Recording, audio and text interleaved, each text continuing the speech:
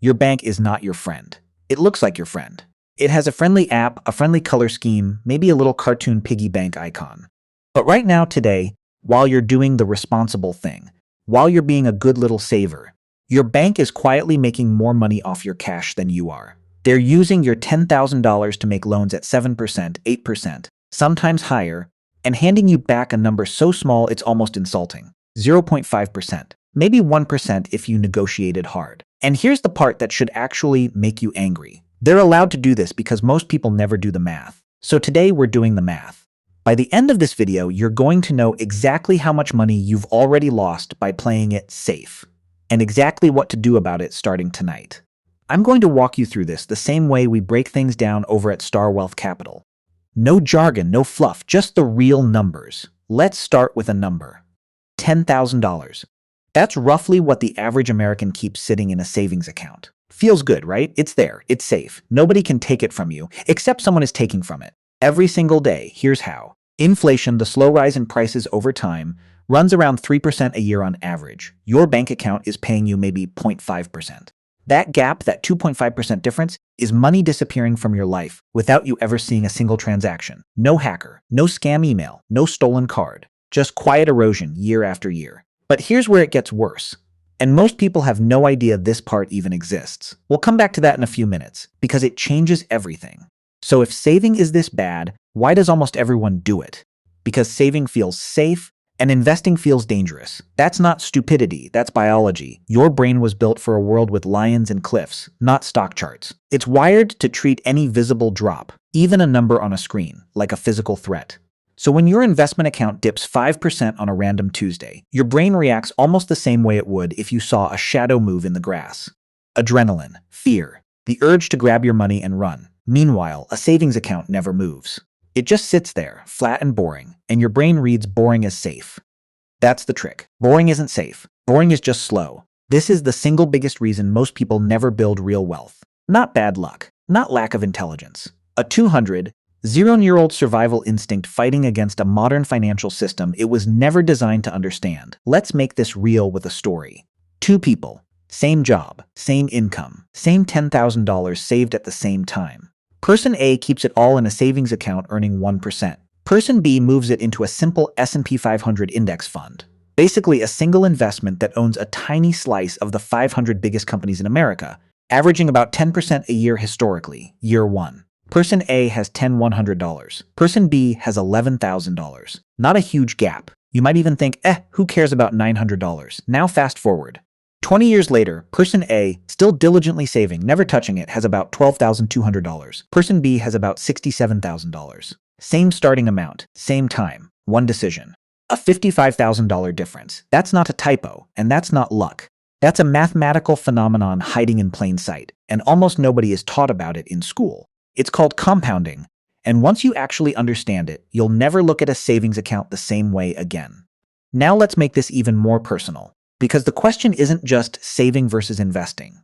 It's, when do you start? Let me show you three people. Same income, same habits, same investment, same 8% average return. The only difference between them is age. Person 1 starts at 22. They invest $300 a month and never increase it, never decrease it, just let it run until they're 65. By the time they retire, that account has grown to somewhere around $1.1 million.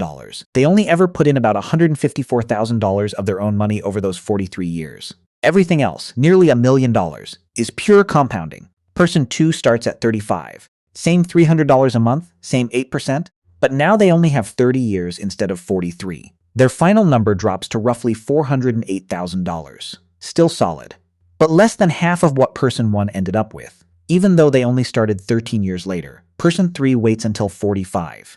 Now they've got 20 years left, same $300 a month. Their ending number is around $176,000. Look at that gap. 13 years of delay between Person 1 and Person 2 cost them almost $700,000. Not because Person 2 did anything wrong. They invested the exact same amount, the exact same way.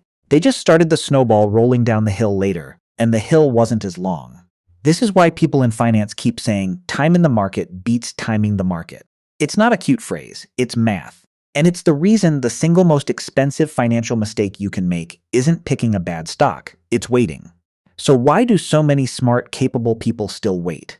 Let's actually break down the real reasons, because none of them are what you'd expect. The first reason is something I call the complexity trap. People think investing requires becoming an expert first, understanding P/S ratios, reading earnings reports, picking individual stocks. So they wait until they know enough, and that day never comes, because there's always more to learn. The truth is, you don't need to be an expert to invest well. You need to be consistent. That's it. The second reason is what therapists would call loss aversion, and it's brutal in investing specifically. Studies on human behavior have shown that losing $100 feels roughly twice as painful as gaining $100 feels good. So even though investing wins in the long run, the occasional dip feels so much worse emotionally than the steady gains feel good. And that imbalance pushes people towards safety, even when safety is mathematically the worst choice. The third reason is the waiting for the right moment trap. People want to invest when the market is low or after it corrects. But nobody can reliably predict that. Not professionals, not hedge funds, nobody. And here's the part that should free you completely. Even people who invested right before the worst crashes in history, right before 2008, right before 2000, still ended up ahead 20 years later, just by holding on and continuing to invest. The market has never failed to recover, given enough time. Waiting for the perfect moment usually just means losing months or years of compounding for a moment that may never come. The fourth reason is comparison. People see someone online who made 10 times their money in a meme stock or a coin that mooned overnight, and suddenly the boring index fund approach feels embarrassing. But here's what nobody posts. The same platforms are full of people who lost everything chasing that same excitement. The boring approach doesn't trend on social media because boring doesn't get clicks, but boring is what actually builds wealth quietly over decades. Now that you understand why people get stuck, let's get into exactly how to get unstuck. 5 steps. In order. This is the same framework we use when we walk people through their first investment at Star Wealth Capital, and I'm going to make it specific enough that you can literally start tonight. Step 1. Build your safety net first.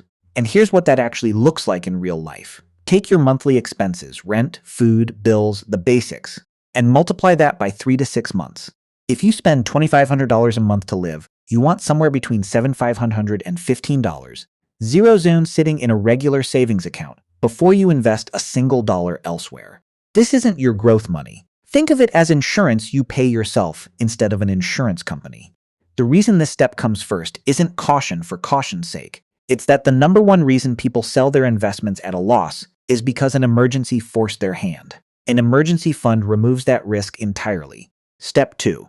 Mentally separate your money into 2 distinct buckets and actually label them if your bank allows it. Call one safety and one growth. This sounds small, but it changes how your brain processes market dips. When the growth bucket drops 10% in a bad month, you won't panic because you already know that money was never meant to sit still. It was meant to be planted, not stored. Step 3. Start absurdly small, and I mean that literally. If $300 a month feels overwhelming right now, start with $50. Most major brokerage platforms today, completely free to open, let you start with $25 or $50 a month through automatic transfers.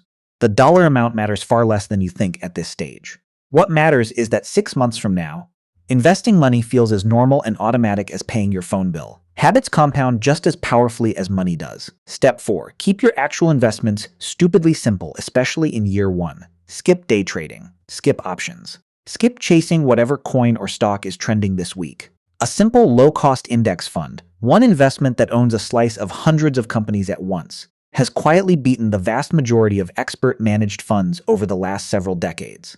Even Warren Buffett, one of the most successful investors who has ever lived, has repeatedly told everyday people to just buy index funds and ignore the noise. If it's good enough for someone with his track record, it's good enough as your starting point. Step 5. Be boring on purpose every single month automatically. Set up your contribution to happen on autopilot the same day your paycheck lands, so the decision is made once and never has to be made again. Then, and this is the hardest part, stop checking it daily. Studies on investor behavior consistently show that the people who check their portfolios the least often are the ones who tend to perform the best, because they're not making emotional decisions every time the market has a bad week. Here's the truth that took most wealthy people years to figure out, and you just learned it in about 15 minutes. Saving protects you, but it will never make you rich. Investing isn't reckless. Done the boring, consistent way, it's actually the safer long-term bet, because inflation guarantees that standing still means falling behind. The $700,000 gap between starting at 22 and starting at 35 wasn't about luck, intelligence, or some secret stock tip. It was 13 years of hesitation. That's the only difference. So here's the only question that actually matters.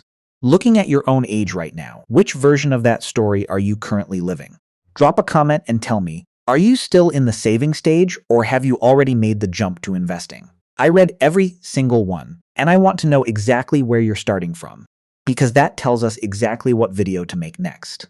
And if this video changed how you think about your money, that's exactly what we do every week over at Star Wealth Capital. So go ahead and subscribe, because the next video breaks down the one investing mistake that quietly costs people more money than any market crash in history.